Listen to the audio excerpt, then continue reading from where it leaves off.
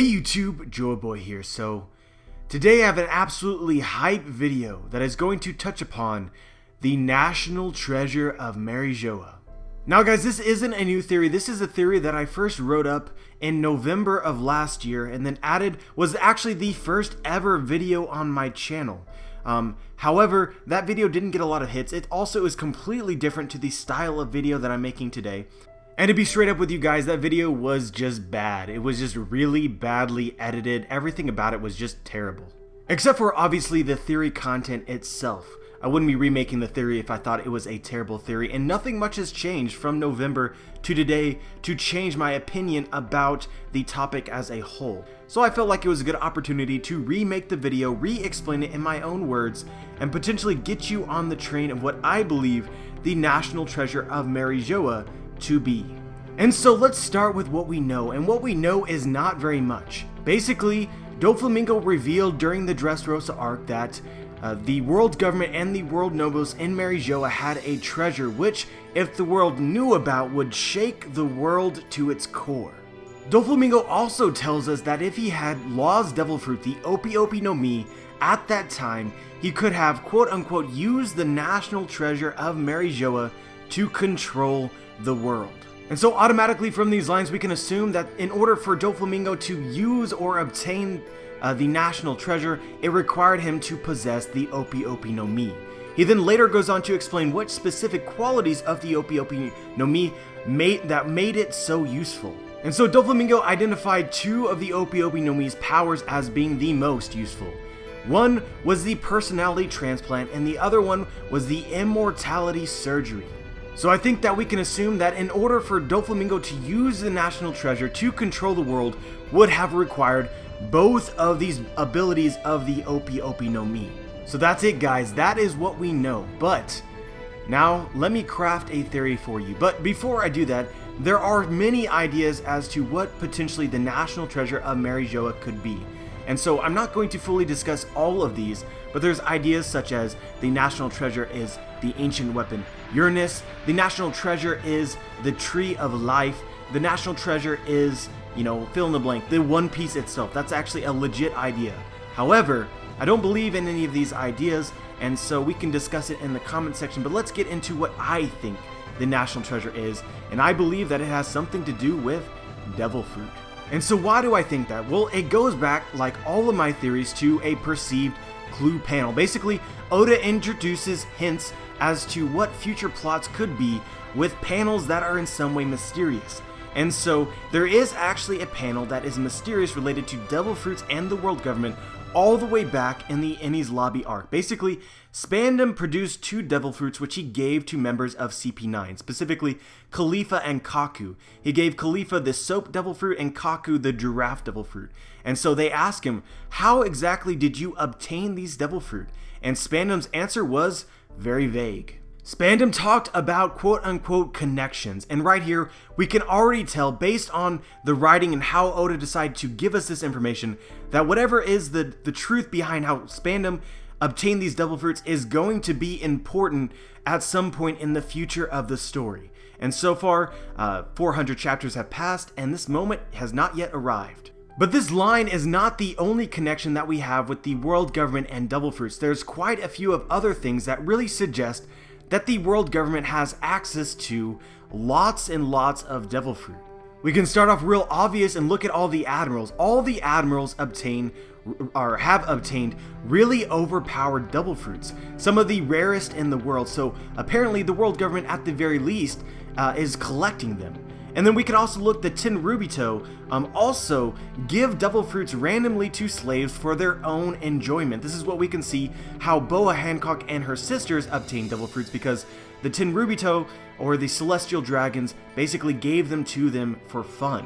And then there's some really not so obvious hints, such as Fujitora, keeping in mind that he just recently became an admiral, basically was speaking about sort of testing his abilities, which in general sort of hints at the idea that he just obtained his Gravity Devil Fruit. Gravity Devil Fruit definitely is an overpowered Devil Fruit, which further emphasizes the idea that the world government gave him that Devil Fruit after he had become an admiral. And lastly, we can see that the world government is willing to pay 5 billion berries for the Opi no Mi when it was found by the Barrels Pirates, which speaks to, and everything that I've said before this, the world government's priority in obtaining all of the devil fruits. And I think that from this information we can assume that the world government has obtained the majority of all the devil fruits that exist within the world of One Piece. So what exactly does this have to do with the national treasure of Mariejoa? Well, I'm sure a lot of you are probably following me and see where I'm going, but this leads into another theory, and this one is incredibly popular, I feel like, but if you haven't heard it, be prepared to have your mind blown. In the world of One Piece, there exist several great trees.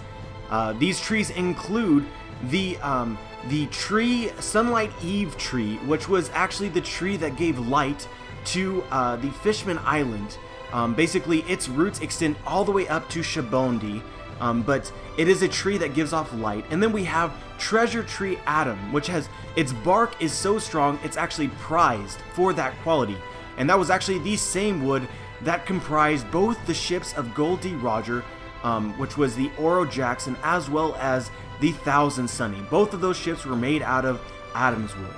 And lastly, we have the Tree of Knowledge, which was located in Ohara, and basically was used as a storage place for basically all the knowledge of the world. And so we have the Sunlight Eve tree, the Treasure Tree Adam, and the Tree of Knowledge.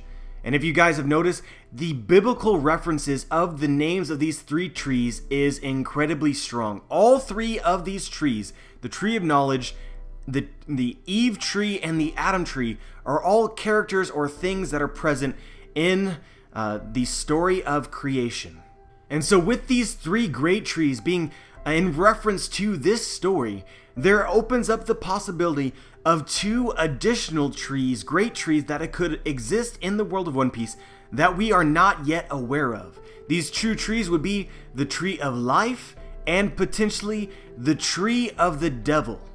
And so the Tree of Devil, in my opinion, would very obviously have been the thing that created the devil fruits in the first place. And so the possible existence of this tree in the story is actually supported from one of the original one-shot versions of One Piece that Oda made before One Piece became an official serialized manga, which is that in version 2 of this one-shot, it's sort of like a parallel universe of the current One Piece universe that we're living in.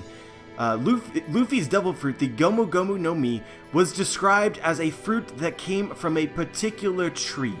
And so there were several things that changed between these initial versions of One Piece and the current story that we have been reading since chapter 1. However, a lot of the things from these one-shots have carried over to the actual One Piece story, and when reading back to them, I believe that they often offer us clues as to the general direction that this story is going, and I think the same is true with this tree that produced the Gomu Gomu no Mi fruit, which later became known as straight up a devil fruit. So I think the devil fruit tree exists in the world of One Piece. And so where could this tree be located? Well, let's start off with the place where we know houses the majority of all devil fruit that currently exists in the world. The world government possesses these devil fruit. They're located in Mariejoa, so why not couldn't this devil fruit tree also be located in Mariejoa? Why can't it be the national treasure of Mariejoa? I think it could, and I do think that the knowledge of the existence of this tree, which can in some way spawn devil fruit, would indeed shake the world, at least metaphorically, as Doflamingo implied that it would. If pirates or people knew that the world government possessed this tree, I believe there could be a huge conflict centered around obtaining it, which by itself would be a huge conflict given the scale of the world government. So I think hiding this knowledge is of the utmost importance to protect Mariejoa and the Celestial Dragons. But guys, let's bring this around full circle. We get an implication from Doflamingo that in order to control the world using the national treasure, it required him to possess the Opi no Mi. And if we assume that the national treasure is the Tree of the Devil or the Devil Fruit Tree, then in what way could we make this make sense? And I think that we can. And so let's look at the two powers that Doflamingo mentioned that would give the Opi no Mi really the ability to allow Doflamingo to control the world. The two abilities are the Personality Transplant and the Surgery of Immortality. And so let's start off with the interesting one, the Immortality Surgery. Basically, If you perform this surgery on someone, they become immortal, but the user of the Opiobi no Mi loses their life. So Doflamingo planned for Corazon to eat the Opiobi no Mi, and for him to perform the surgery on Doflamingo, thus killing Corazon, but then making Doflamingo himself immortal. And so guys, I want to throw in a really abstract thought. What if an immortal person ate more than one devil fruit? We're led from the story to believe that somebody would die if they ate more than one devil fruit. But if someone is immortal and they eat 2 devil fruits, would they die? Maybe not. Could this be the plan that Doflamingo had to use the national treasure of Mariejoa with the Opiobi no Mi to control the world? Basically, this tree of the devil in Mariejoa, they have possession of the majority of all the devil fruits. If Doflamingo was immortal and he entered this room somehow and then ate every single devil fruit there, he could potentially not die, therefore having the powers of all this devil fruit at one time. How fucking hacks would that be, guys? You could undoubtedly control the world with that combination. If your mind isn't blown, then I don't know what will. But guys, I still have to address the personality transplant, and so we've already kind of seen what this power is. Law basically switches the hearts of people so that their personalities are in different bodies, and so the thought that I have for this is a lot less crazy. Basically, in order for Doflamingo to actually enter the room with the tree of the devil, or the location where in Mariejoa where they have all of these devil fruits, that would require a lot of effort by itself. And so the best way to enter that place, I believe, would be to slowly transplant the personality of people that are important to the world government, such as celestial dragons, to be able to freely access this room without danger of getting absolutely destroyed by the world government and the Marines. So that would be the role of the personality transplant. And lastly, guys, I'm going to throw this in at the end because I know that it's going to be a point against my theory, which is that we've seen what happens when devil fruit users die. And so that devil fruit does not spawn back at the tree of the devil. It actually spawns to a nearby fruit, which would significantly reduce the overall effectiveness of the existence of the tree of the devil in the story, if not all devil fruits return to that tree once the user dies. But I still think that some devil fruits could spawn there. Maybe new devil fruits spawn there. We can't be 100% certain, but I think that the devil fruits could spawn from the user of the devil fruit as well as from the tree itself. And if the tree of the devil does indeed spawn new devil fruit, then that would explain why the celestial dragons and the world government give some of these devil fruits to people, because they do not know what exactly these fruits do. Basically, this is a brand new fruit to the world. It could do anything. So let's give this to our fathers and then sort of watch over them. And if it is indeed a powerful devil fruit, then once they die, or if we kill them, then we can take it from them and give them that devil fruit to somebody who actually matters.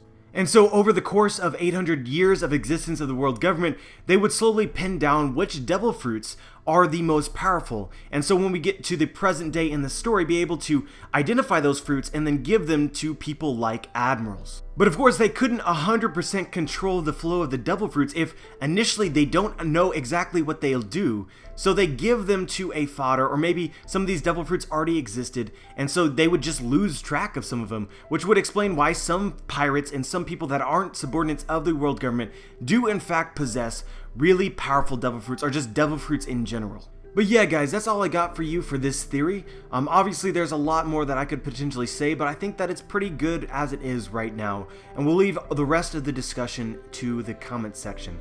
But let me know what you think. Let me know if you agree or disagree and why. Just share your thoughts. Like the video if you liked the video. I'd appreciate it if you subscribed, and as always, dudes, have a wonderful day.